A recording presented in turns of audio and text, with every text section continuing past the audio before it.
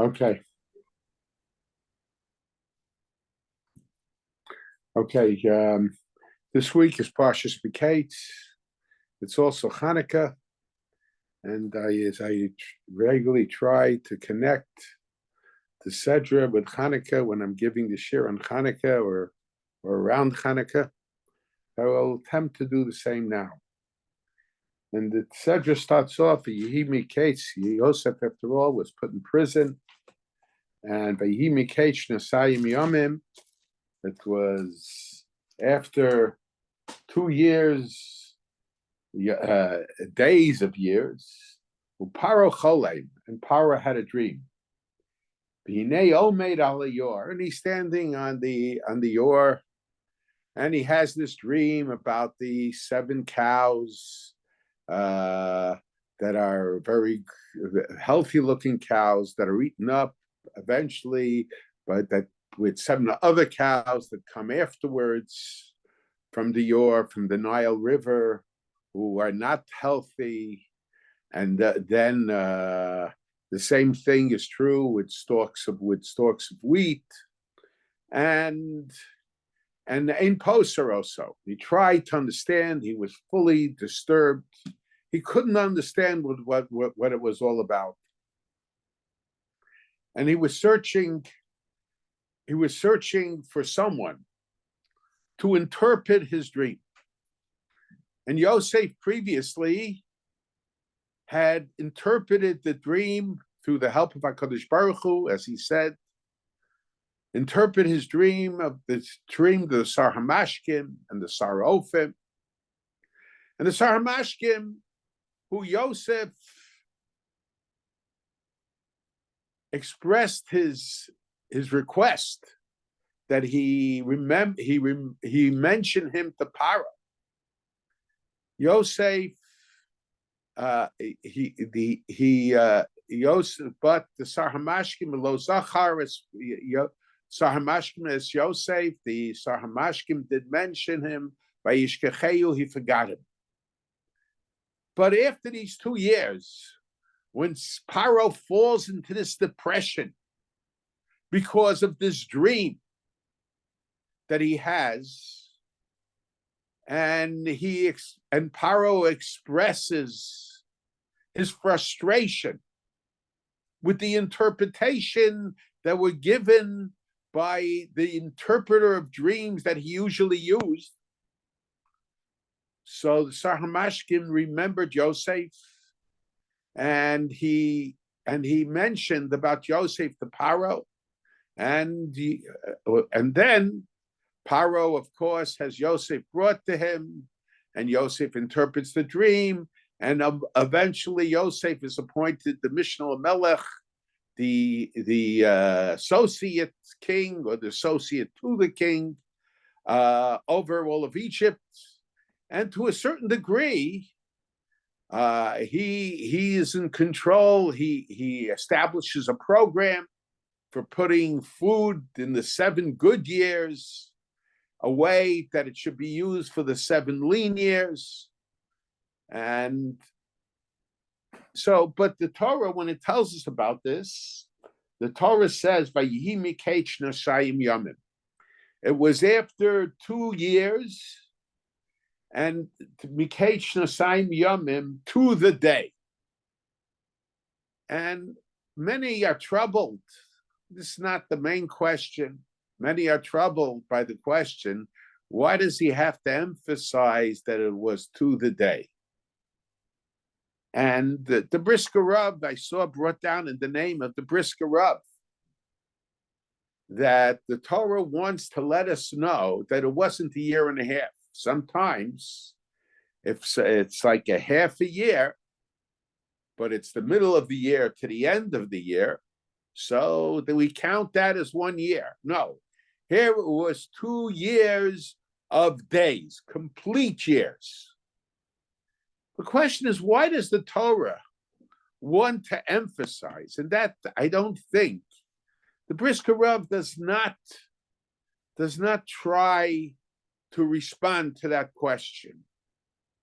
Why is it? They didn't ask it in that manner. Why is it significant that that to let us know that it was 2 years to the day.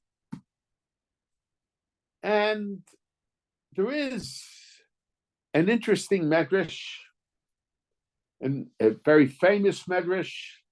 The Beis Halevi mentions it. The medrash says, the medrash Rabbi, Ashrei hagever asher sam Hashem iftacho. Ashrei, it's good for the person,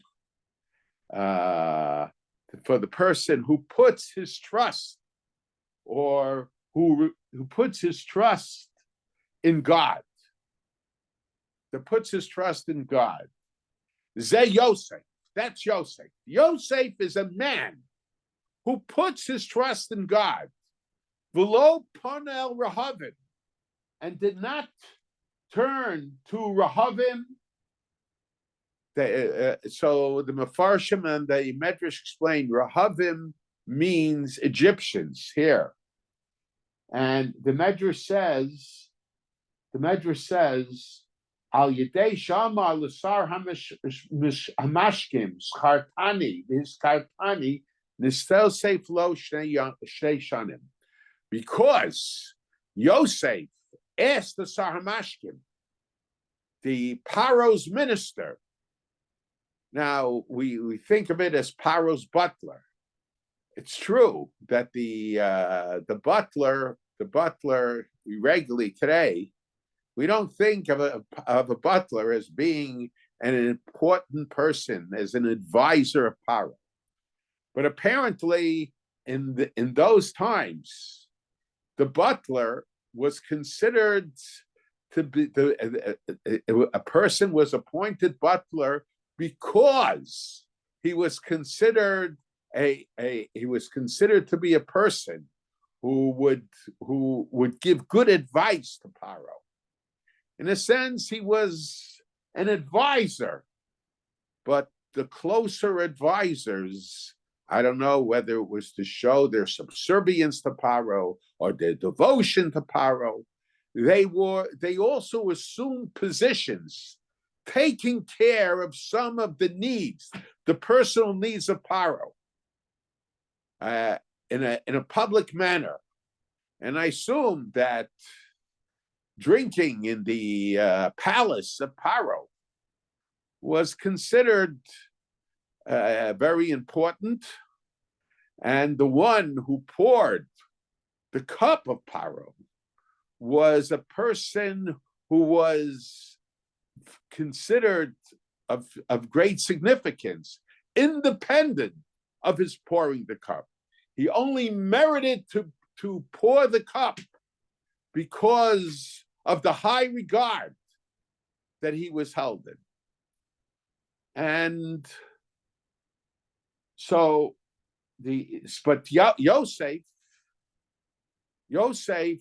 because he told the Sarmashkim, V'hiskartani, you'll remember me. V'zichatani, he mentioned it twice. So because of that, Yosef had to spend 2 extra years in prison. And the Beis Halevi is very troubled by this medrash.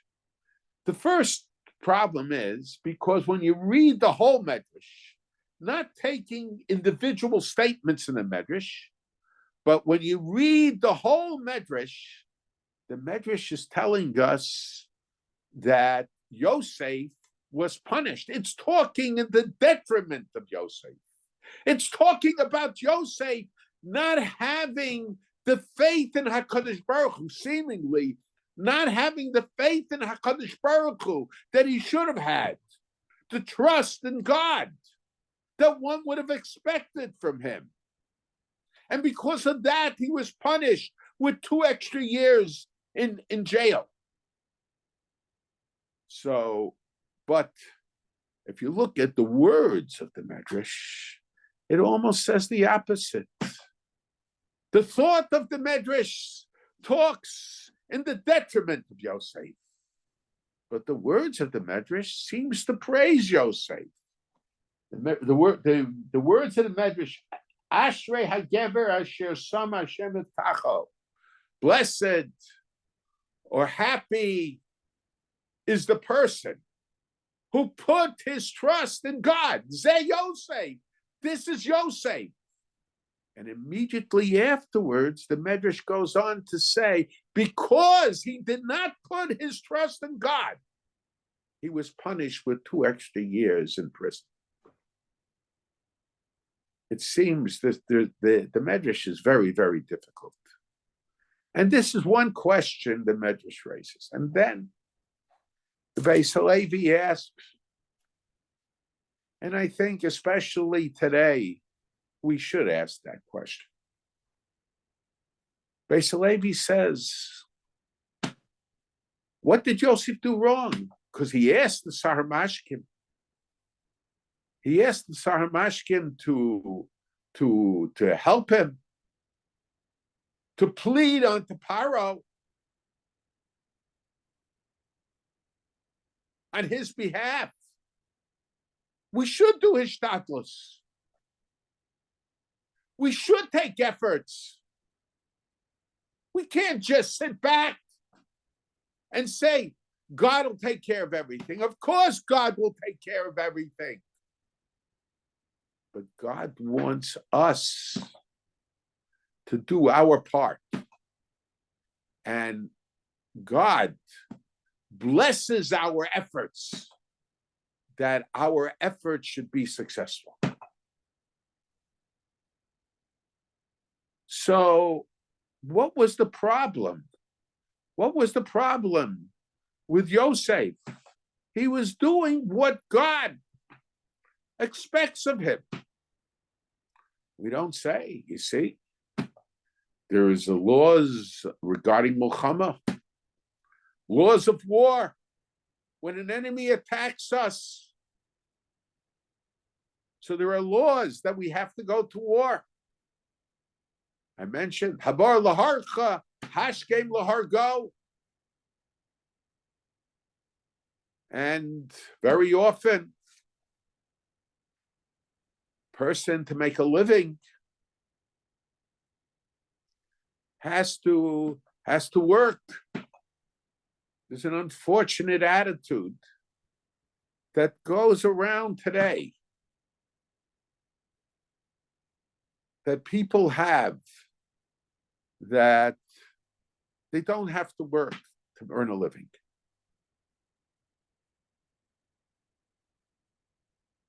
I talked recently, a certain person came to me. He doesn't know what to do. He has no source of livelihood.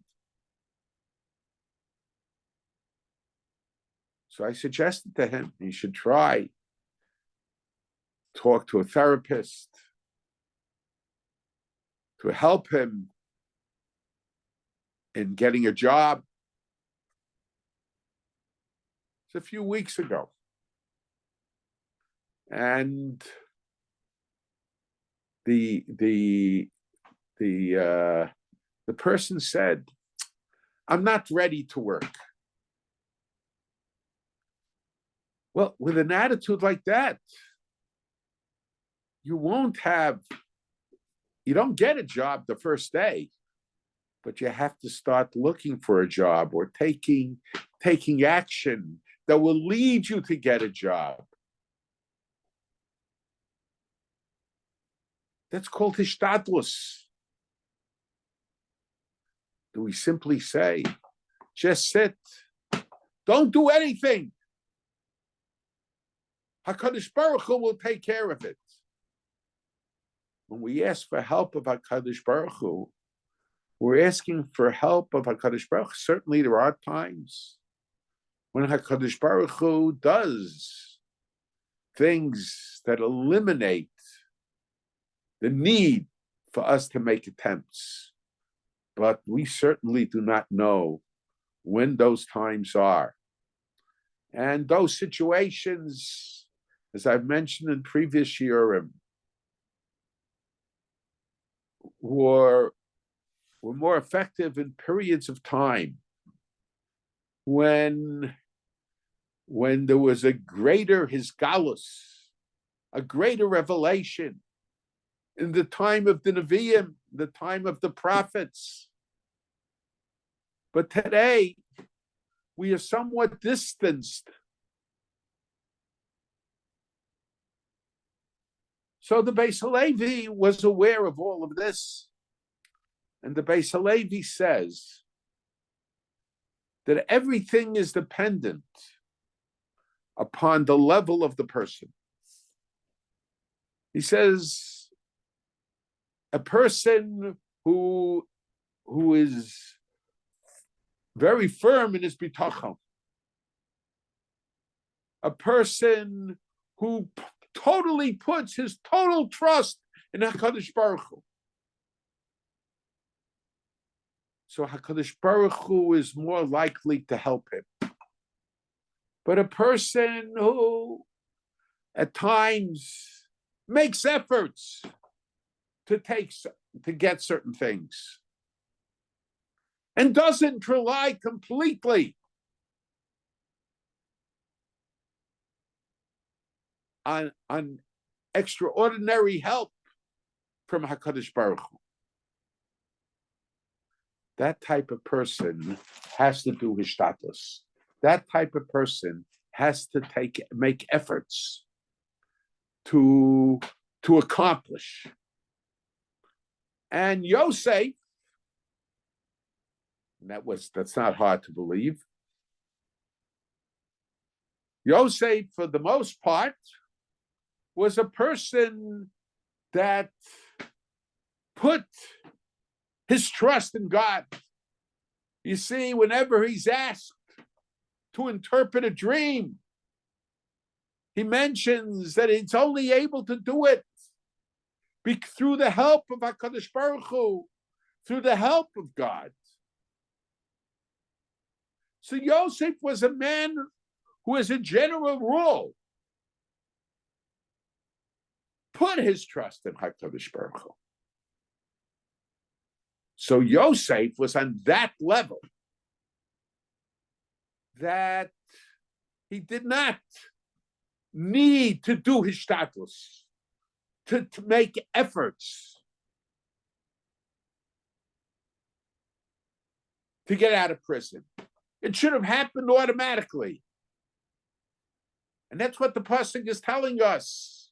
Because Yosef, in a sense, didn't live up to his level, didn't live up to his potential, which was based on the way he acted throughout his life. So because of that, he needed 2 extra years in prison. Now, I personally have some trouble with it. And we're now in the days of Hanukkah. And I mentioned in the previous year, the Chashmonaim. You take a look, even in the Alanisim, the Torah tells us how the Chashmonaim took the initiative. They didn't just say, I'm going to rely on HaKadosh Baruch Hu. I'm going to rely on God. Okay.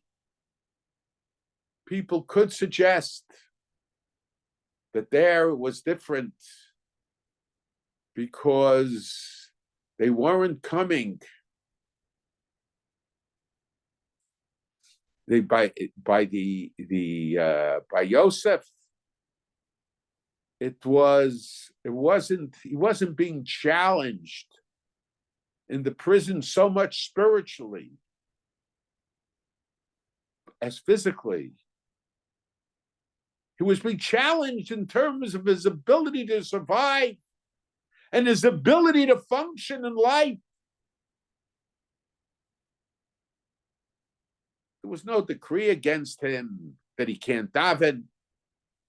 There was no decree against him that he can't fulfill mitzvahs, although being in the jail probably placed great limitation on his ability to do so. But that certainly was not the intention of placing limitations on him in that regard. So perhaps one could suggest that the Beis Halevi is talking in situations where what was being challenged was physical survival, but where spirituality is being attacked, is being challenged, where fulfilling the mitzvos, perpetuating the tradition is being challenged. There, a person has to take the initiative, and you can't just rely that HaKadosh Baruch Hu will help. Yes, HaKadosh Baruch Hu will help, but we have to take the initiative. I mentioned last week that when you take a look at the Alanisim of Purim and the Alanisim of Hanukkah, the Alanisim of Hanukkah talks about what the Jewish people did, what the Hashmonaim did, what the family of Matisyahu accomplished, whereas the Alanisim of Purim, it refers to Mordechai and Esther, but only in terms of telling us the time period that the miracle happened. But there isn't any emphasis at all in the Alanisim of the war that the Jewish people fought against the followers of Haman. And I gave my own answer last week. It was interesting. My uncle, I read one of the lectures. My uncle said that by Hanukkah, the Jews were challenged spiritually. So the tefillah gives credit to the Jews because the Jewish people took the initiative. However, where the Jewish people are being challenged, their physical survival is being challenged. So there, the emphasis is on God, what God did. There's very little emphasis, certainly in the tefillahs, on what the Jewish people did for their own survival. But we have to remember that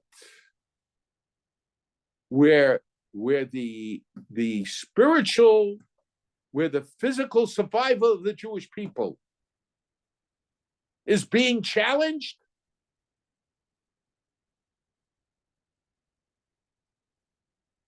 the spiritual survival is also being challenged. If there will be no Jews, there will be no one to perform mitzvahs. And the Jews that will somehow be able to survive by adapting other identities, by hiding out, they certainly would not continue the tradition of their ancestors, and they certainly would not pass it on to their descendants.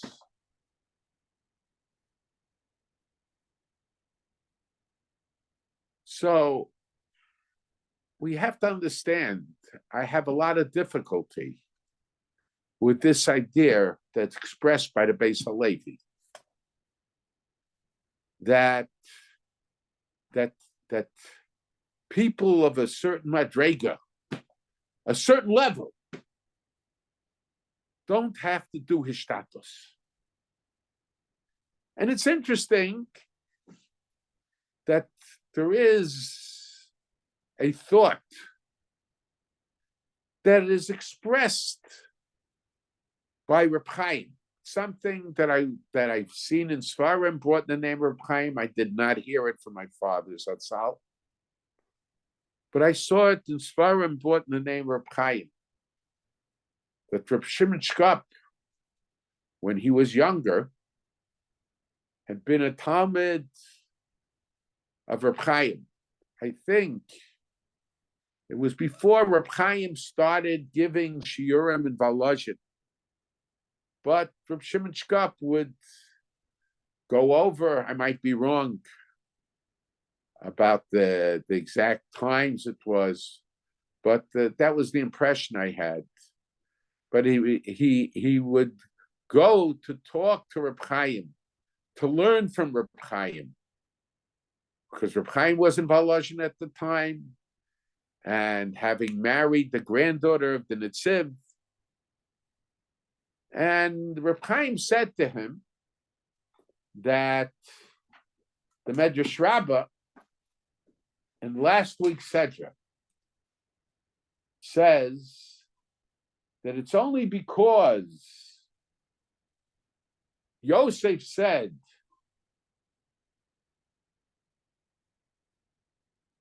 to requested to Paro, to the Sarhamashkim, to the butler of Paro twice, you should remember me.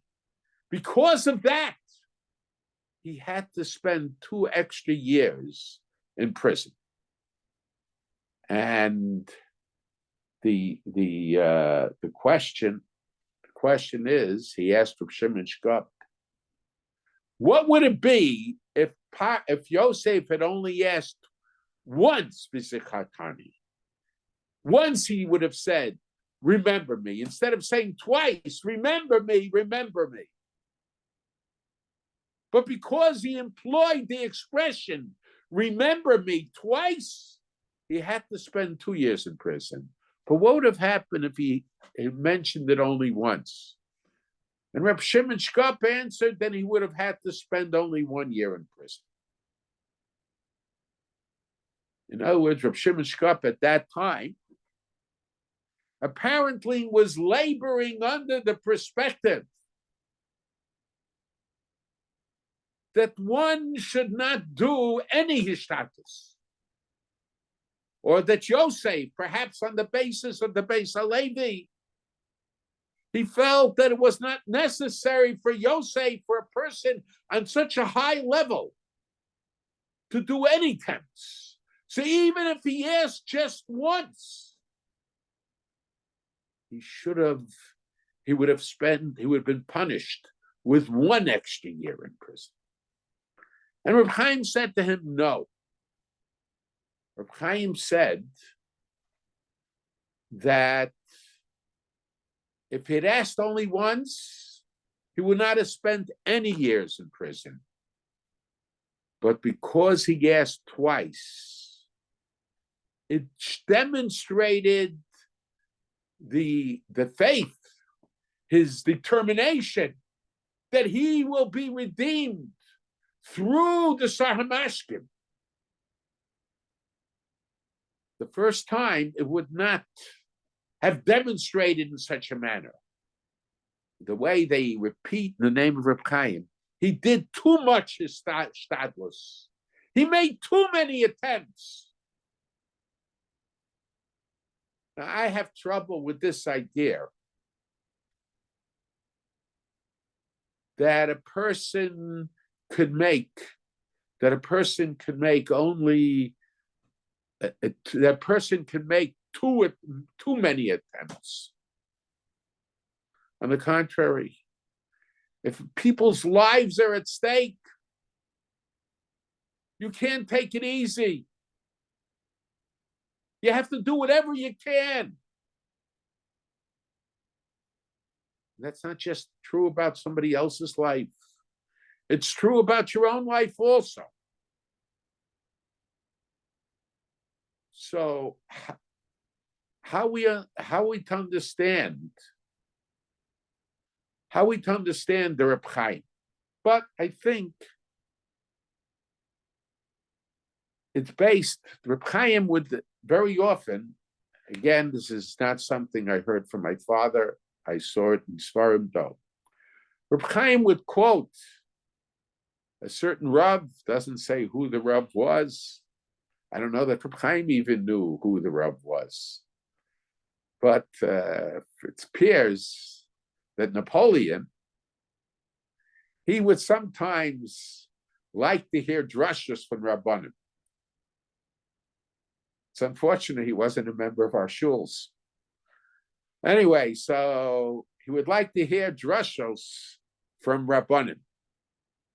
And at one time, there was a big party celebrating a victory that Napoleon had in a certain battle. And of course, everybody that spoke about how great Napoleon is, what a genius he was. Might have been a military genius.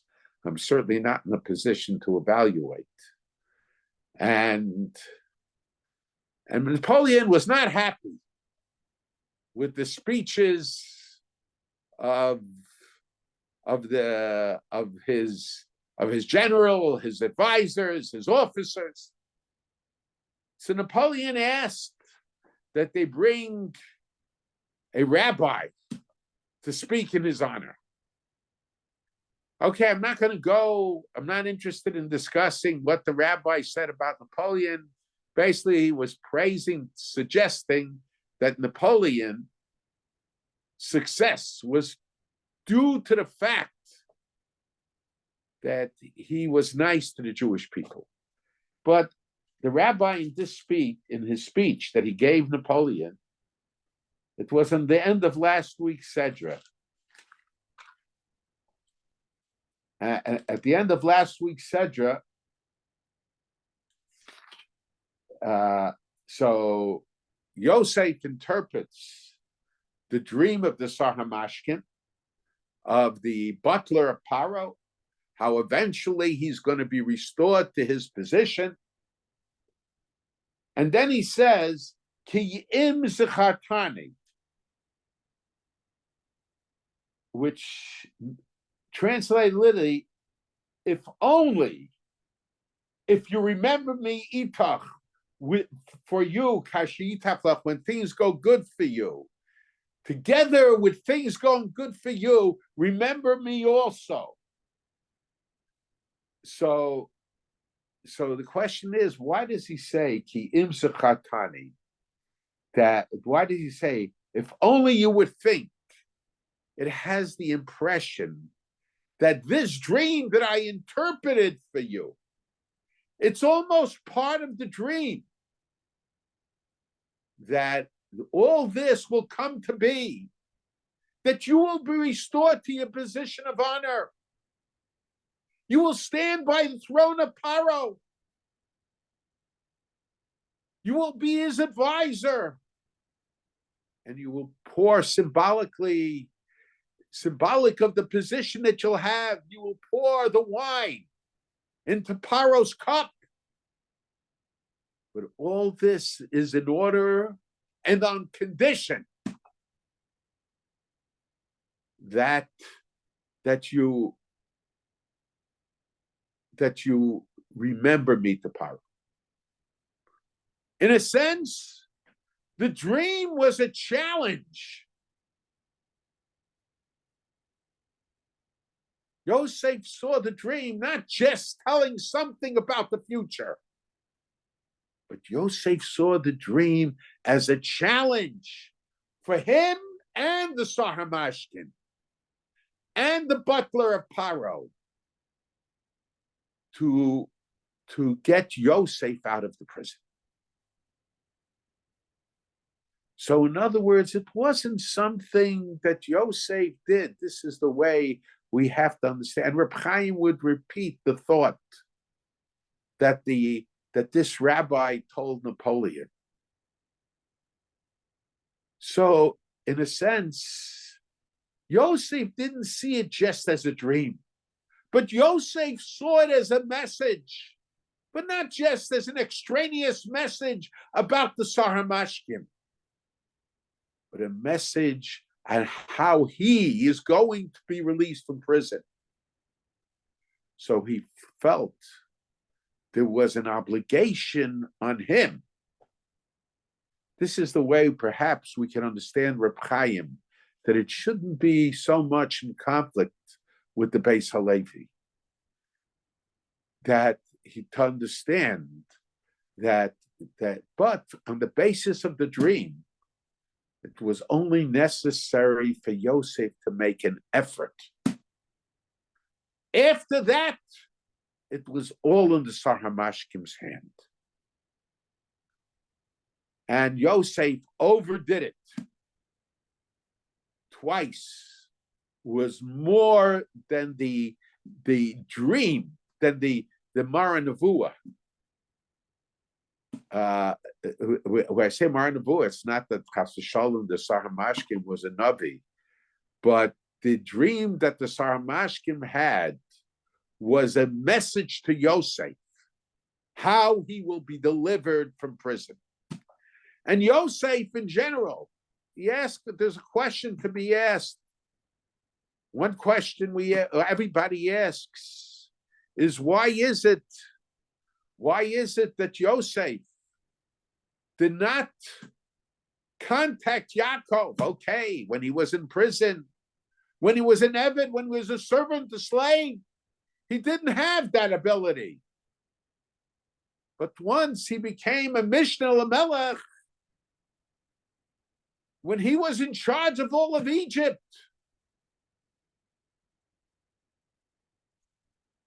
it seems the way Paro, the high regard that Paro had from him, Paro would not have objected.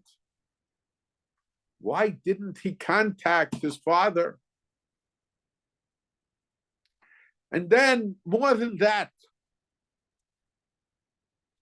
why is it that Yosef earlier in Parshas Vayeshev, why doesn't he tell over? Why does he persist in telling over his dreams to his brothers?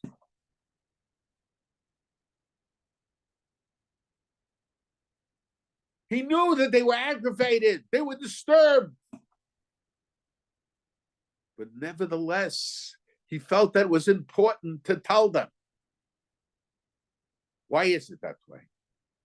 But Joseph understood that the dreams that he had was a message to him, just as the dream that the Sar HaMashkim had was a message to him also.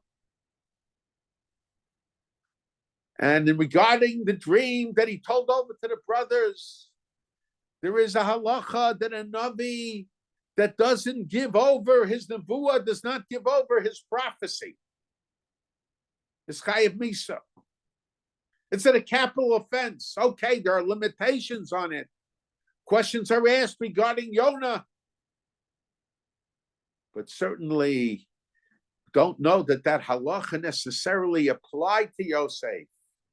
But that halacha certainly implied that if you recognize your dream, again, only in a person on a high level, you recognize that your dream is a message. It's a Mara HaNevuah. You have to give it over. You have to give it over anyway. So he had to give it over. More than that, he recognized that the dream was a challenge to him.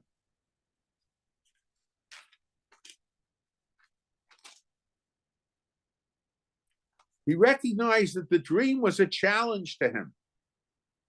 And because he recognized the dream was a challenge to him, he felt that he had an obligation to bring it into fruition. And he recognized that the dream of the Sar HaMashkim was also a challenge to him. And he had an obligation, but the dream was not just about the Sar HaMashkim. To him, the dream was also about Joseph himself. So he felt that there was an obligation to do Hishtadlus. And because he felt there was an obligation to do Hishtadlus, to take action, to make efforts, but it was done b'derech nes, since it was revealed to him, almost Gemara Nevuah as a form of prophecy, almost as prophecy. Baruch HaKodesh. So yes, it was a challenge. He had to make an effort. Question is, why did he have to make an effort? Well, to bring about the whole Yetzias Mitzrayim, as other Midrashim say, that there was a deeper meaning in the dream of the Sarmashkim. Part of the meaning, the deeper meaning of the Sarmashkim, of the dream of the Sarmashkim, was that the Jewish people will be taken out of Egypt. So therefore Yosef felt there was a need for Hishtadlus, because that's why he was given this message through the Sarmashkim. But there was no implication that he had to ask twice. And because he asked twice, so he was punished in 2 extra years. That's how we could understand Reb Chaim. And perhaps that also is the explanation of the Beis Halevi. And with that, we can understand also the Chashmonayim. In other words, the Chashmonayim were not in a period where they received these special messages. Nevuah came to an end. Prophecy came to an end. So, at a certain point, Matisyahu understood. Yes, we boteach b'Hashem, we have to believe in God. But in our situation, in our time, the bitachon is we have to be tachon that HaKadosh Baruch Hu is going to help us, that God is going to help us. We can't just sit back. Klal Yisrael is becoming Hellenized.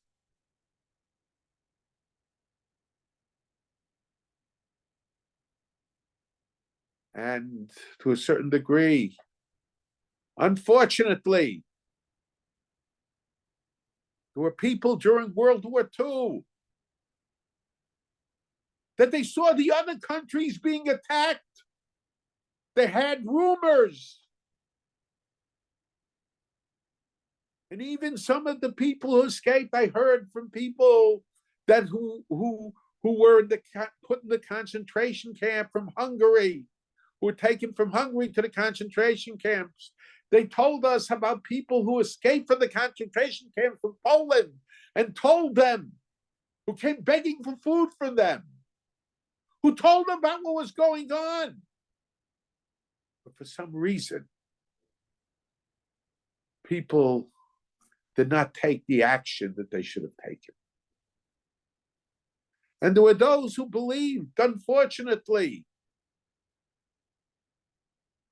and there were many who believed, unfortunately, I should say, that the communists were worse than the Nazis because the communists were enemies of the spirituality of the Jew. Where the Nazis were not enemies of their spirituality. They just wanted to annihilate them. We have to realize that those that want to annihilate us want to destroy the Torah. And I want to suggest something else. It says, halacha she'esav sonei liYaakov. There is a halacha that Esav hates Yaakov. And the question is, what does it mean, halacha she'esav sonei liYaakov? My father once suggested, I think it was in his lecture, Jew and non-Jew, I might be mistaken, but he once suggested that The reason halacha Eishes Son Yaakov, halacha means halacha l'Moshe Sinai. Hilchos Aninu. And so halacha Moshe Sinai is something that is not based generally on Xeris HaKosav at all. It's not something that we can understand logically. Hilchos Aninu, it's a law. It is because it is.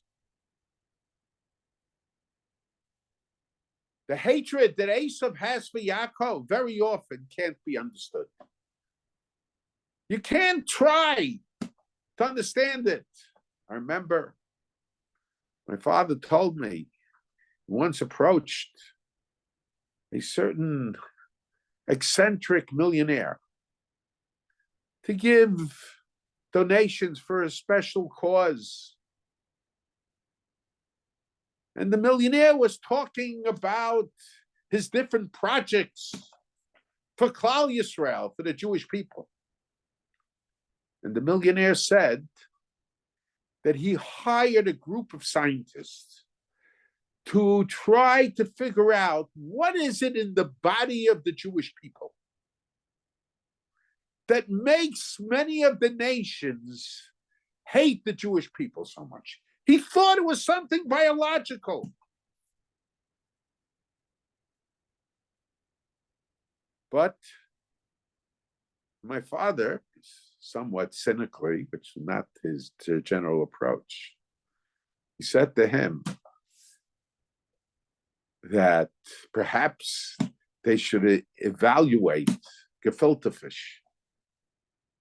Because at that time, today, I think mainly the non-Jews eat gefilte fish. I don't know that the Jews eat it so much, except Shabbos, of course. But the Jews eat gefilte fish. So, but it's irrational. There's no rational explanation of why the non-Jews who discriminate, who screamed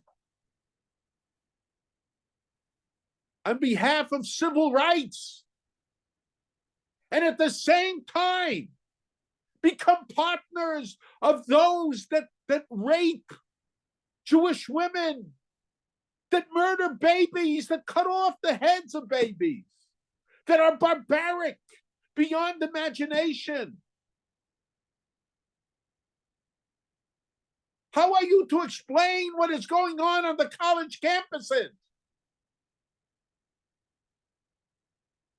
It's beyond logic. Hilchos Aninu. And my father suggested that there are some Chsidei Umus Olam that when they use their sense of thinking and they just don't, they're able to overcome. My father mentioned there were officers in the Czechoslovakian cabinet who, non-Jews, were very, very friendly to the Jewish people, helped the Jewish people out. But when they were questioned, they said, when I don't think on the basis of logic, my feelings, I have an anti-Semitic sentiment. But then my logic gets a hold of me, and I realize that there is no basis for my natural tendency. That's how my father explained it. And to some degree, that's true. People are telling me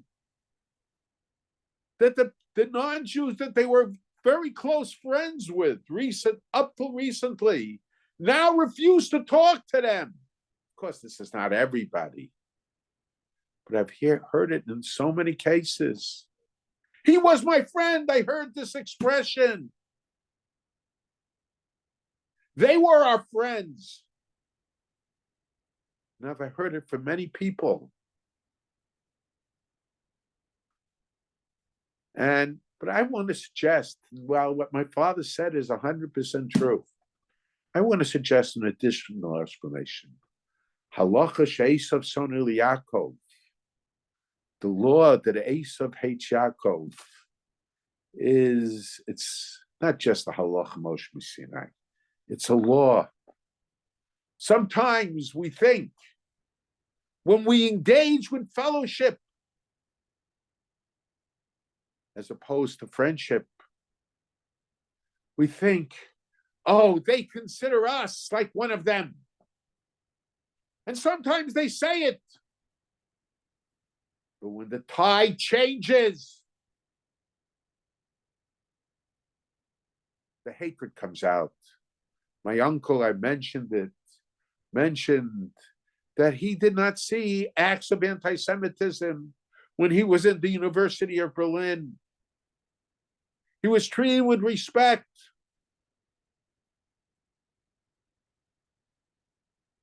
And only a short time later, all these people became proponents of the Nazi ideology. Overnight, it happened. And we are witnessing the same thing. It's overnight. And worse than that, stupid Jews who consider themselves intellectuals are sometimes still not combating the anti-Semitism that threatens the safety of the Jewish people on the college campuses and elsewhere. So this is, and the same thing. But here, I want to suggest, so this is the way to understand the Beis Halevi.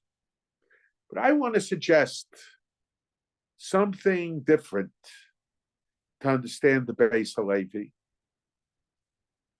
And I think this can be applied to the Chashmonaim, to Hanukkah, to the lesson of Hanukkah as well.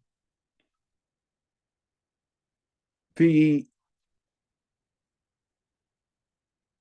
Gemara, Chazal tell us, our sages tell us, that a mes is nishtachech min olev after a year, the first year.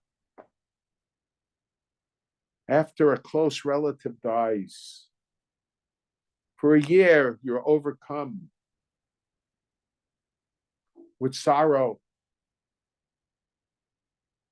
And sometimes people have trouble functioning during that year.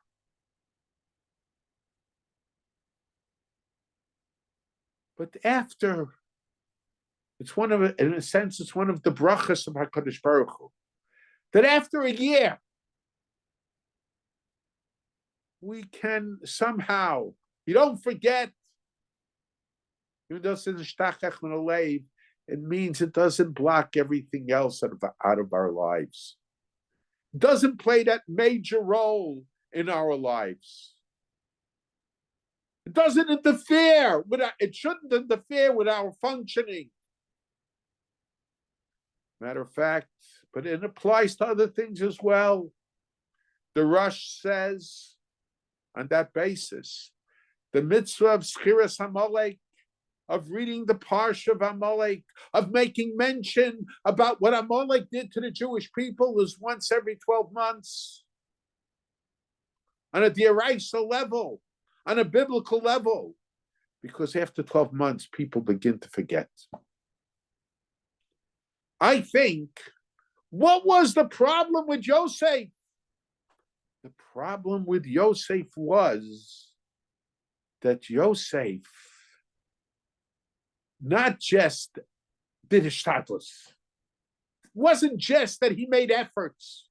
Everybody is required to make efforts.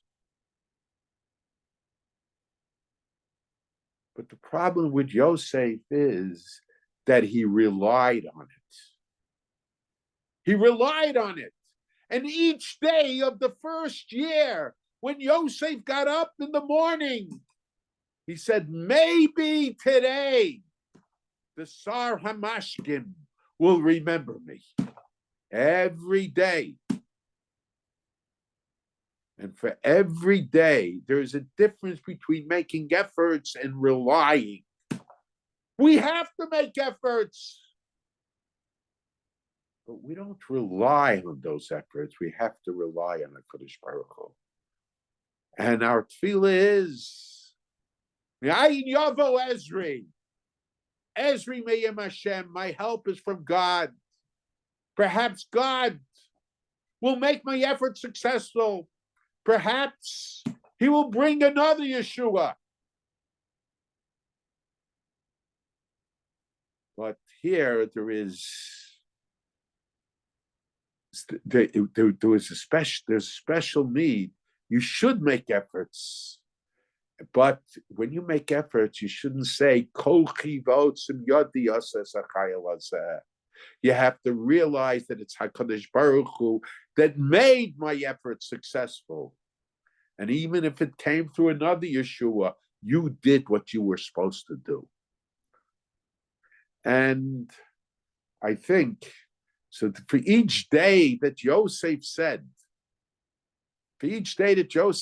maybe each morning for a whole year, that Yosef said, maybe the Sar Hamashkim will remember me to Paro, will tell Paro about me, will use his high position to get me out of the jail. Each day he relied on it, and that he said it every morning, so to say, to himself. He had to spend the day relying on HaKadosh Baruch Hu. That's why he had to be 2 years in prison, because of each day of the 2 years. That's why there's an emphasis on Yomim, on the days. And this is what the Medrash says, Ashrei Boteach B'Hashem, because the second year, Yosef put his trust completely in HaKadosh Baruch Hu. It wasn't the Hishtadlus that was the problem. It was putting his reliance on. Why did Joseph put the reliance? We could say he thought that was part of the prophecy that he had.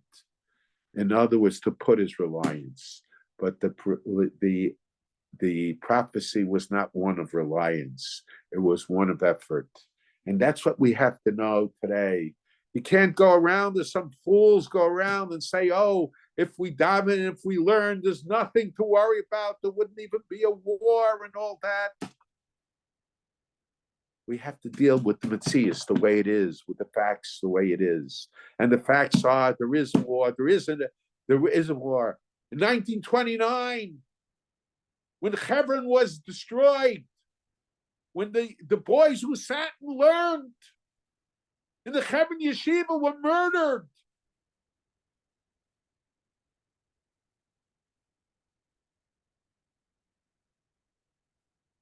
Obviously, there's a need. I'm not saying that the yeshiva boys have to go out the world. Those that do, they're Mekadosh Shem Shemayim in the highest manner.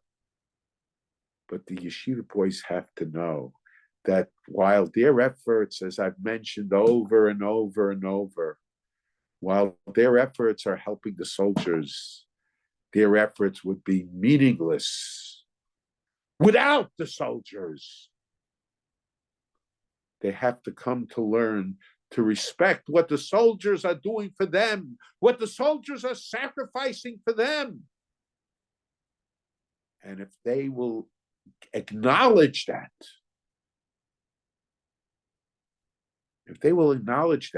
in an open manner,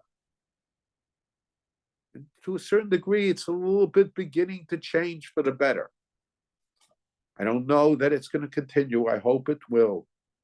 I'm sure that the soldiers will begin to recognize what the yeshiva boys and those who are sitting and davening and saying Tehillim and learning are doing on their behalf.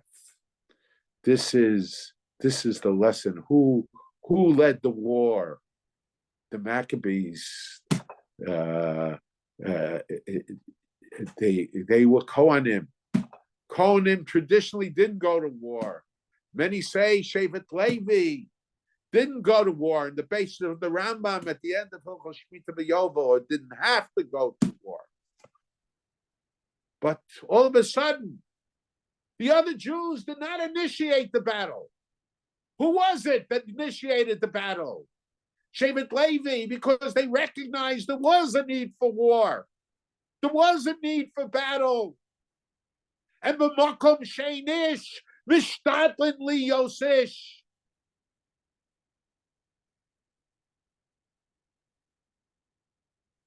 It's time for us, for all of the Jewish people, to recognize the need, to recognize the Metzias, to recognize the facts of life, and to recognize that we each need each other.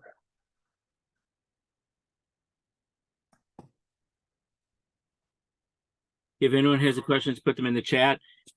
One question is, did the Hashmonaim, the dynasty, not last because they took the kingdom?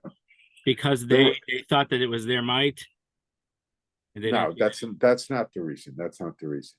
The Ramban says that the Hashmonaim will Yasur Shevet me Yehuda because they weren't allowed to usurp the kingship, because the kingship belonged to Malchei Yehuda, to the Shevet Yehuda. However, from the Rambam it appears, when he discusses the reason for the celebration, so he says they were Ma'amid Melech min HaKohanim. So from the Rambam it seems that because of the special circumstance at that time, they appointed a king from the Kohanim. Apparently, because of the way Hellenism was so widespread, they were fearful of trusting anybody outside their immediate circle, and so it necessitated. Now it's interesting. I think in the book of the Maccabees and in other books, they didn't call him king; they call him nasi. And even though the Svarim refer to them as kings, the first ones as nasi. However, Maccabees, when they appointed Yehuda as king or as nasi, they stipulated until there will be a Navi who will come and tell us who from Shevet Yehuda should be king. So they felt that they were not usurping the power of kingship from Yehuda. So it could be under those circumstances where there was an understanding from the very beginning that they're not usurping it, but only because of the temporary situation.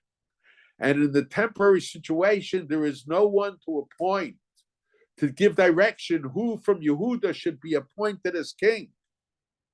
So because of the need of the moment, to make sure that the Hellenists do not overtake the Jewish people again. So according to the Rambam, that was a reason for celebration, and part of the reason that we celebrate that for the celebration of Hanukkah, v'hemidu melech min hakohanim. Okay. Someone said historically Reb Shimon Shkop went to the United States later in his life, and he I don't know, where he told when the World War II started, I know he died like a month or two later, he told his students to try to flee a little bit from the Nazis, but did he learn his lesson from what Reb Chaim said that you have to do Hishtadlus? I don't know. I know Reb Shimon Shkop was the impression I have, obviously I didn't know Reb Shimon Shkop, but he was a very rational person. He didn't live in a dream world. And I have no trouble believing that he told Talmidim it's time to leave. I have no trouble believing it. No trouble believing Someone asked, you gave a big share on this like 24 years ago or something, it. why there's no Maseches Hanukkah. Yeah. Okay. So there's no Maseches Hanukkah because at that time, one of the Svarim, the popular Svarim, even before Gemaras were put down into writing and Mishnah, was the Megillas Tainus, which talked about the holidays that were enacted during the Bayesheni.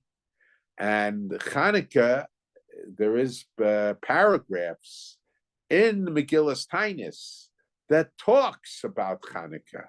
So there wasn't the need to speak in the Mishnah about it. It could be that by the time the Gemara was written, first of all, Megillas Tainus, we find the Mishnah was also very stingy with words, because the reason for Torah Shabbal Peh, that the reason for Torah Shabbal Peh is to necessitate a Rebbe.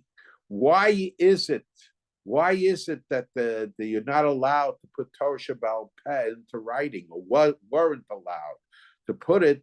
Because when something's in writing, there's a less of a need for a teacher. And from the Egel Azov, when Moshe Rabbeinu was away for 40 days, the Jewish people made an Egel Azov. So it became apparent the necessity of having a teacher, especially because to necessitate that, so Torah Shabbal Peh was not put into writing. It had to be given over orally. That would necessitate a teacher. However, when that situation became impossible, little by little, they allowed certain things to be written, but not everything at once, because they still wanted to necessitate a teacher. So the Mishnah just topics in a very brief form, because it still necessitated the need for a teacher, until it became necessary when the Gemara was put into writing. From that point onward, all of Torah Shabbal Peh could be put into writing, because at that point, the situation when the Jews were spreading all over the world, they didn't know that they will have teachers that will be able to continue the Masorah orally in the manner it was done before. So then Torah Shabbal Peh was allowed to be put in writing. So the need to give over halachas in a written form increased as time took place. So originally they didn't have to put in the Mishnah, because in a brief form it was mentioned in the Megillas Tainus, and in the old days everybody had the Megillas Tainus. Later on, when other Torah Shabbal Peh were put into writing, the Megillas Tainus wasn't so popular anymore. And a lot of it was included in the Gemara, and the idea of teachers giving over became challenged because of the Jews spreading all over the globe. So because of that, it was necessary to put the halachas of Hanukkah in writing in the Gemara in a more lengthy manner. There's some connection between Shevet Levi killing the people who served the Egel, and in this time of the Yevanim. There's just coincidence. I think that both of them showed that a person, and I think this is one of the ideas of Hanukkah as well as one of the ideas of Yosef. I was going to discuss it. I didn't want to go too long, but the question was asked. I'll try to explain it in a short manner. The Yosef, my uncle points out, I think my uncle points out, you take a look at Yosef. Yosef is the Ben Skunim. He's the one Yaakov gives over his Torah to. Then he becomes a slave in Egypt. Then he becomes a prisoner in Egypt. Then he becomes Mishnah Lamelech. So Yosef deals with many different situations. Yosef, he had a dream. My uncle points out, why did the brothers feel threatened to Yosef? Yosef said, the situation is going to change. And we have to prepare ourselves for changing situations. And the brothers were scared of changing situations. They knew in Eretz Canaan, everything will continue the way it was. They didn't realize they'll be forced into Egypt, which was an agricultural country. They were shepherds. They were in an area of shepherds. And here, everything is changing. And change presents challenges.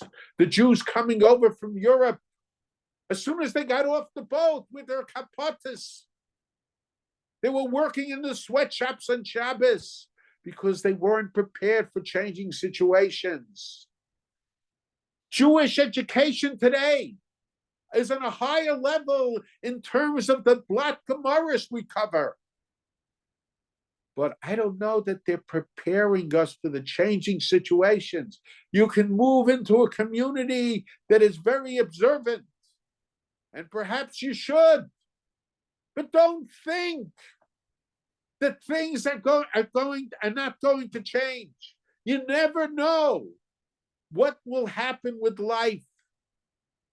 So yes, you seek out the community that is strongest in strength, but you have to prepare if the situation changes.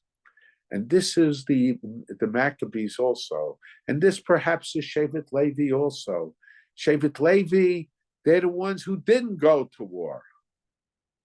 But changing circumstances required them to change their attitude also. I mentioned in my shul that by Yaakov, when he was at base Kel, he put stones around his head, may Rashosav, in the plural form. Why is it? Someone once asked me, why is it that it's in the plural form? May Rosho, may Rashosav. He didn't have two heads. Why may Rashosav? Now, when it comes to a face, we also talk in the plural form, panim. Why? Because a person with his face expresses different feelings, different emotions, everything. It's a different panim. Yaakov said that the face of Lavan was different as time passed by towards him. And here, Yaakov has a dream that he's going to be the father of the Jewish people. But when people are a parent, you have to realize each child is different. Every child is different. Not only every child is different, but you have to be different to every child. You have to be a different person to every child. If you have a child that has special needs, you have to have one approach. You have to be a different person.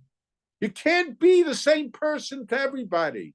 Of course, you have to treat everybody fairly, but you have to use a different approach with everybody. And when we speak of a head, you can speak of the head from the area where the brain is, and you can speak of the head from the neck up. And when we speak of the head from the neck up, it includes our face. But it's not just our face, it's our face with our brain. Because we have to think as different people in different situations with different people. And this is what Shevet Levi did. This is what the Kohanim did. The situation demanded something different. But they were prepared for this because this was the uniqueness. Shevet Shimon and Levi, they both killed in Shechem. They both killed in Shechem. But Shevet Levi understood, maybe through the Musar of Yaakov, whatever.